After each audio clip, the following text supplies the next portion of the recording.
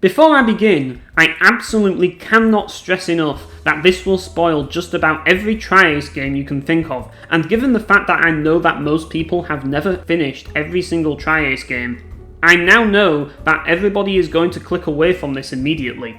But it is simply not possible to bring up this topic without spoiling these games. Now, you're probably wondering what this topic is all about. Well, let's put it this way. I'm here to propose the idea that Star Ocean and Valkyrie Profile are both connected within a single universe. On the surface, the very thought of Star Ocean and Valkyrie Profile being set in the same universe is absolutely ludicrous when you consider the fact that both games have a completely different setting and tone. The Valkyrie Profile series has elements of grittiness, which Star Ocean lacks, which makes for a harsh contrast between the two games. However, Star Ocean Till the End of Time actually hints that Valkyrie Profile is actually set in the Star Ocean universe. Now, many of you are probably aware of this already, but if you didn't get Cliff's ending, then you will watch a scene with Cliff talking with Lankar, where you find out that there is a planet named Midgard. Whether this is the same Midgard from the Valkyrie Profile series, or is just some throwback to Valkyrie Profile, is unknown. However, it does make you wonder what it would mean for the Valkyrie Profile series if it was the same Midgard. Now, this might not seem like such a big deal at first, but when you consider the nature of Star Ocean Till the End of Time's infamous plot twist, then it would mean that if the Valkyrie Profile series was set in the same universe, then it would be a part of the Eternal Sphere, a virtual reality simulation that the 4D beings interact with. This would be a colossal revelation, as Valkyrie Profile is a very emotionally impactful experience, and the idea of these characters being programs placed into the Eternal Sphere would change the way we perceive the events of the series, which could potentially damage the emotional investment that some players would have. Before we delve deeper into the possible connection between the two games, I need to go into more detail on what the Eternal Sphere actually is, and what the 4D universe in Star Ocean Till the End of Time is like. Now, there's a misconception that the Eternal Sphere is a video game, but that isn't entirely true. It is more than that. The Eternal Sphere is considered to be a simulation, and that can mean numerous things.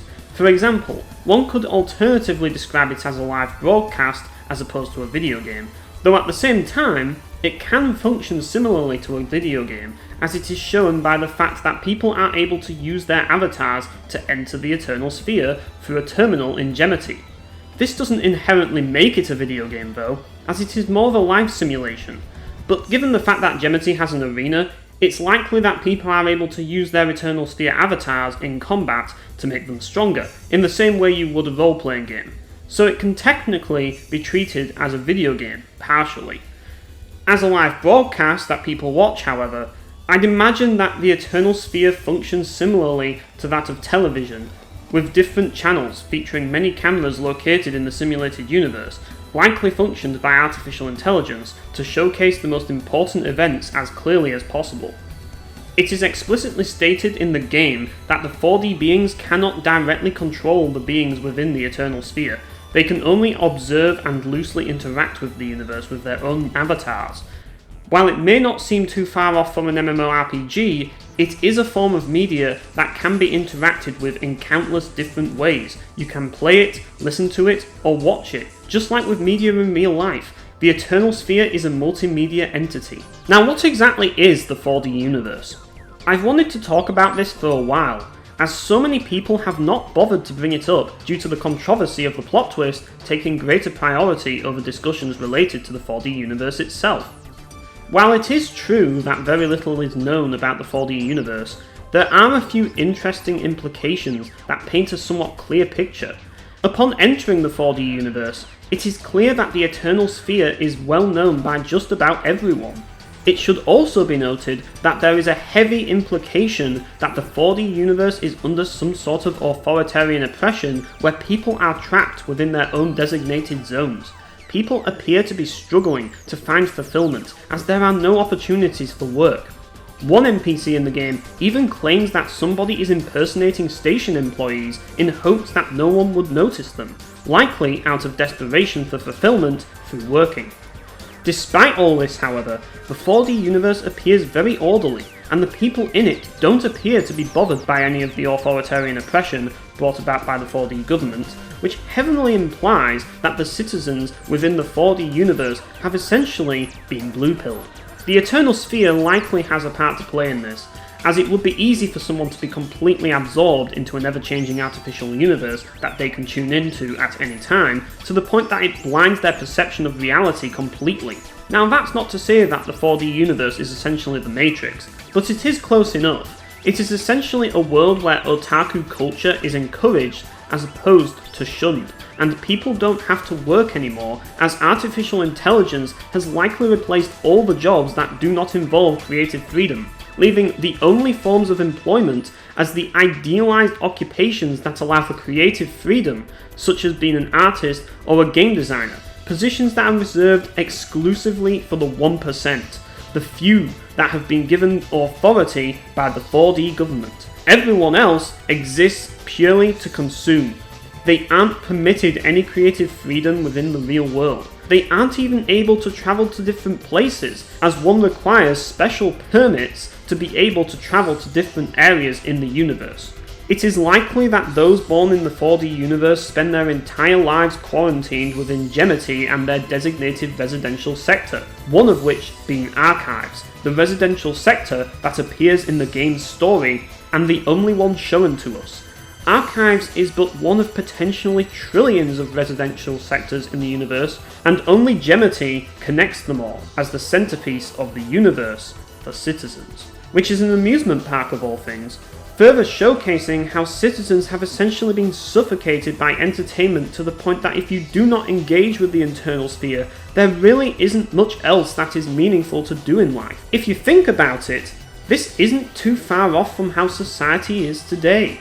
With the internet playing such a dominant role in our lives, it's hard to think of anything done outside of it to be meaningful, because we spend so much time on it and there's so much apathy towards anything that takes place outside of it. What's online is what matters. What isn't online doesn't matter.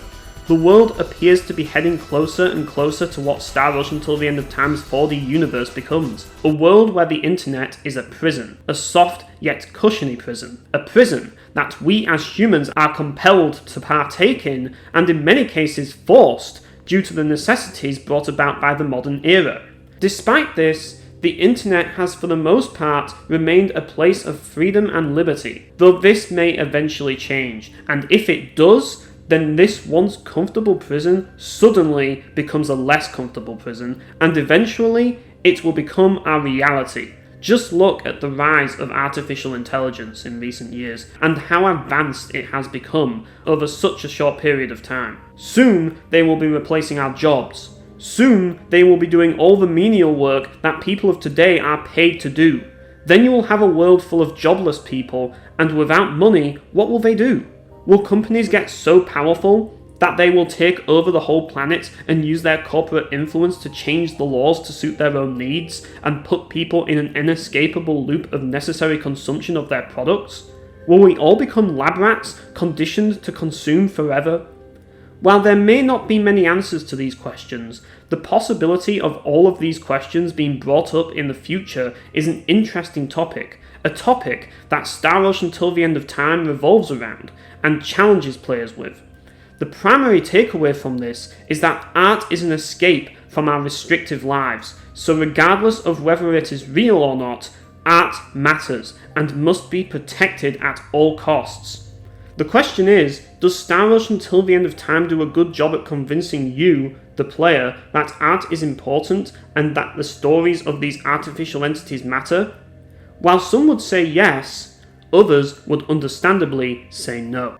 Due to the mostly light-hearted nature of the series, the impact of Star Ocean 3's plot twist may have left a lot to be desired. But if Valkyrie Profile was added to the equation, then I feel that the plot twist would have had a much greater impact, as its tragic, brutally heart-wrenching, uncompromising narrative would have truly tested our ability to appreciate and feel strongly connected towards works of fiction. Sometimes it takes a work of fiction to allow a person to truly recognize their own values, beliefs, and desires. The Valkyrie Profile series brings about numerous tragedies, and while they may seem a little bit exaggerated at times, they still showcase potential issues that are easy for us humans to empathize and therefore connect with. It is these connections that allow us to grow as people. After all, why should a real-life tragedy be necessary to bring about empathy when fiction can bring about the same result without any real-life consequences? While Valkyrie Profile may not be the most ideal experience for somebody who is going through depression or has suicidal thoughts, the way that suicide is depicted in the series is rather unique, as it shows multiple angles. Platina's suicide happens right at the beginning of the game, while Alicia's sacrifice happens at the very end. Both characters go through tragedy leading up to this moment, though Alicia's is considerably more fleshed out. In retrospect, Platina's suicide felt rather unjustified by comparison. However, this does not discredit the fact that she still suffered greatly. Through the eyes of Lenneth, she was able to discover the true nature of life and death. She discovers humanity's true purpose and rejects this completely, realizing that there is no solace to be found in death. By taking her own life, she forfeited the opportunity of a better life, and while the world of Valkyrie Profile may have been bleak, the presence of truth shows that one cannot take solace in the enigma of death, for death is no enigma. Death is oppression. Death is pain. Death is meaningless in the eyes of a mortal.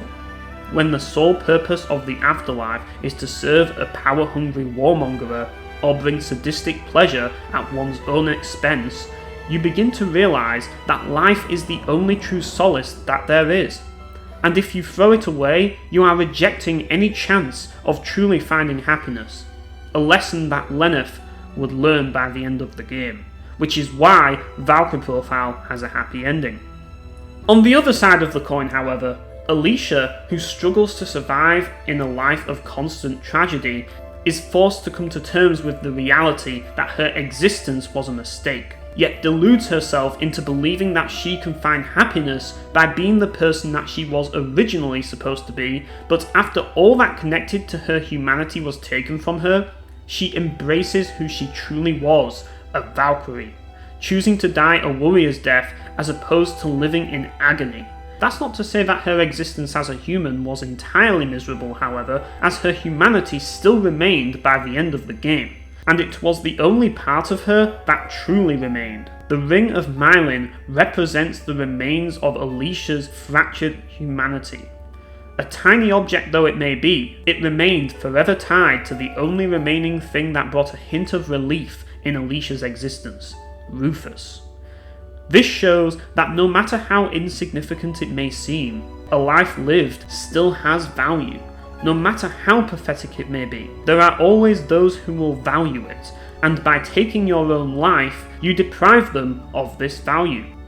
In death, the only thing that remains are the memories that forever linger in the minds of others, and that sentiment is priceless. A human's death is but a means to an end, as they are nothing more than tools to be used to serve a specific purpose. Without that purpose, their existence has no meaning, as is shown by Lenneth's fate in ending B and C, as well as Lazard's fate at the end of Valkyrie Profile 2. The main takeaway from this is that memories are the only things that are truly valuable, regardless of where those memories originate from, because while existence is temporary, memories live on inside our thoughts forever. Star Ocean Till the End of Time attempts to achieve the same effect as Valkyrie Profile through the deaths of Dion, Amina and Robert Linegood, but since these are NPCs that we barely spend any time with, it's difficult to feel anything for these characters since there's a separation there. We aren't playing as these characters, and because of that, we are unable to bear witness to their entire story. After Dion and Amina's death, their relevance is diminished almost immediately, as the game's narrative around that time takes priority over any sentiment. Even Maria makes a point of telling Fate to stop moping over his father's death, even though Sophia berates her. Fate does in fact get over it rather quickly afterwards. The plot twist of the game only serves to further diminish any sentiment towards these characters, meaning that their deaths actually had the opposite effect of what the game was trying to achieve, and this is by far the biggest problem with Star Ocean Until the End of Time's story. It isn't the plot itself, nor is it the plot twist, it's the inability to feel any real connection to its world outside of important characters. With all of this in mind, if you consider the possibility that Valkyrie Profile is a part of the Eternal Sphere, would this revelation have any real impact on the series? Given the fact that these characters are created to represent humans and have human emotions, as well as having experienced living life the way a human does, even though they aren't really humans, they might as well be considered human. Even though they're not. But none of that really matters, because the key takeaway is the second part. It remains in the memories of others. Regardless of whether or not these things are real, they still have an impact on us, and live on in our memories. This is all an illusion, but there is truth within illusions, and when the illusion fades, the truth will still resonate within you. So even if the Valkyrie Profile universe was a part of the Eternal Sphere, it would still have the same effect on us one way or another due to our inability to separate ourselves from the emotional investment that we have in its world and characters. So the answer is simply no. The important takeaway to all of this is that Star Ocean and Valkyrie Profile both revolve around the same theme, the subjectivity regarding the value of one's existence. While both games handle this topic in two completely different ways, if you were to combine them together, you would have what may quite possibly be the most thought-provoking storyline in regards to the theme they both share. Because the heart-wrenching experience of Valkyrie Profile's narrative makes you invested enough to care about the universe, while Star Ocean Until the End of Time adds an extra layer of meaninglessness to the mix by making the whole universe a simulation, to add that extra twist that makes the topic all the more compelling. It truly would be a match made in heaven, and that is why I feel that Valkyrie Profile being part of the Eternal Sphere would be a good thing, because it would accomplish the one thing that Star Ocean Until the End of Time failed to do, making you care about the Eternal Sphere. At the end of Star Ocean Until the End of Time, after defeating the final boss, the entire universe gets completely deleted, yet the characters in the game find themselves still existing despite the entire Eternal Sphere being deleted with them in it. Based on interviews revolving around Star Ocean Until the End of Time, it appears that Gotanda intentionally designed the game to be this way, to make us theorize and come up with our own conclusion. As of right now, there is no logical explanation regarding the existence of characters in the Eternal Sphere after its deletion. In interviews, Ogawa claims that the characters exist somewhere, but doesn't specifically state where. The characters themselves choose to believe that they exist within their own minds. But if that is the case, how do their minds connect with one another? It doesn't make any sense. Unless Fate is somehow imagining everything that occurs during the ending, everybody's mind is separate. It could be that the ending scene is what remains within Fate's mind.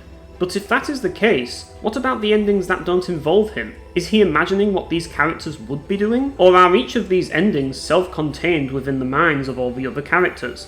Regardless of this, the main takeaway is that if something or someone was to be deleted, their existence would still live on in our memories. It's important to remember that the deletion of the Eternal Sphere serves as a means of showing us the importance of art by making us think that Luther is taking it all away. One might even say that it's similar to how game companies nowadays handle games preservation, with total apathy, and may even take down games from digital platforms completely, so that games that we care about no longer become available.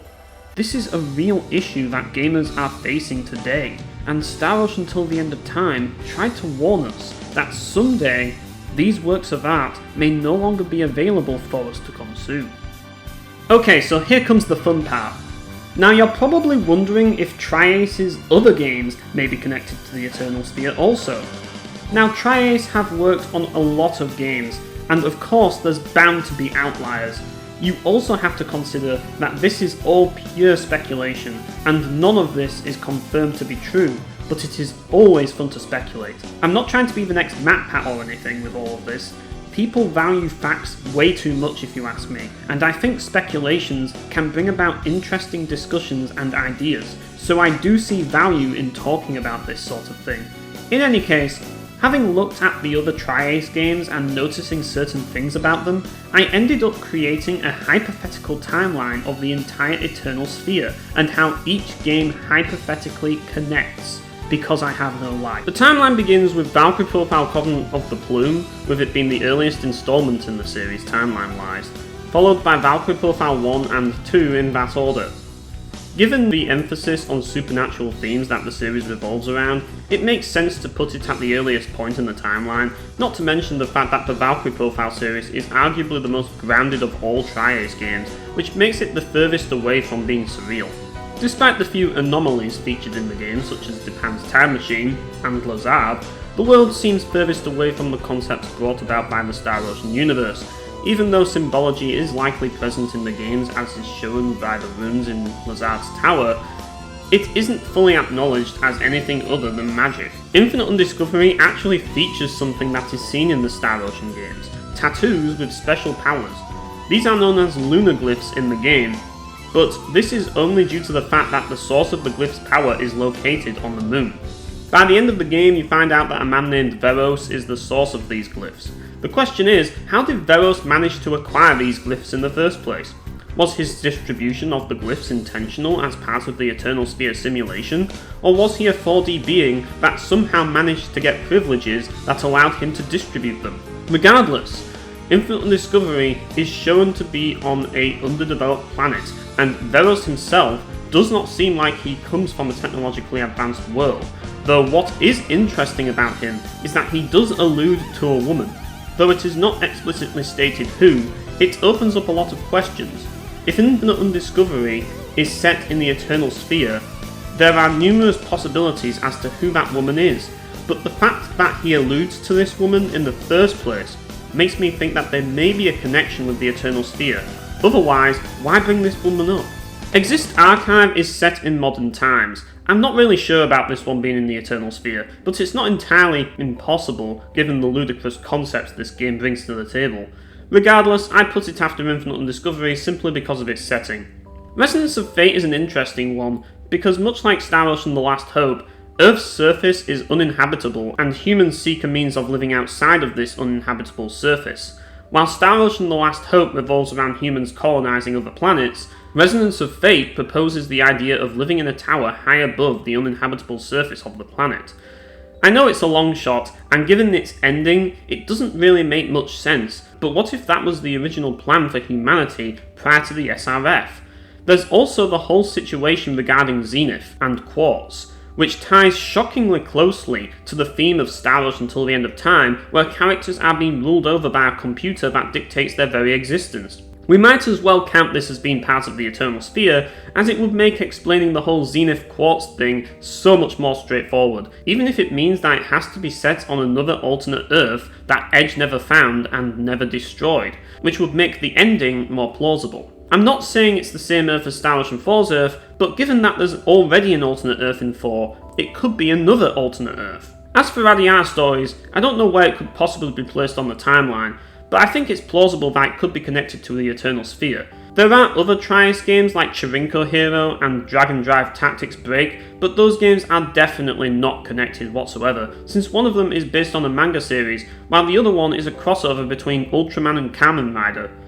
Tri-Ace also made a Phantasy Star game titled Phantasy Star Nova, and even though there's no chance of it ever being part of the Eternal Sphere due to the series predating any Tri-Ace game, I still think it would be funny to consider the possibility of it also being a part of the Eternal Sphere somehow. Like, who knows, maybe someone at Sega could come to an agreement with Tri-Ace to retcon it in or something. I mean, Dante got in Shin Megami Tensei 3, so anything is possible.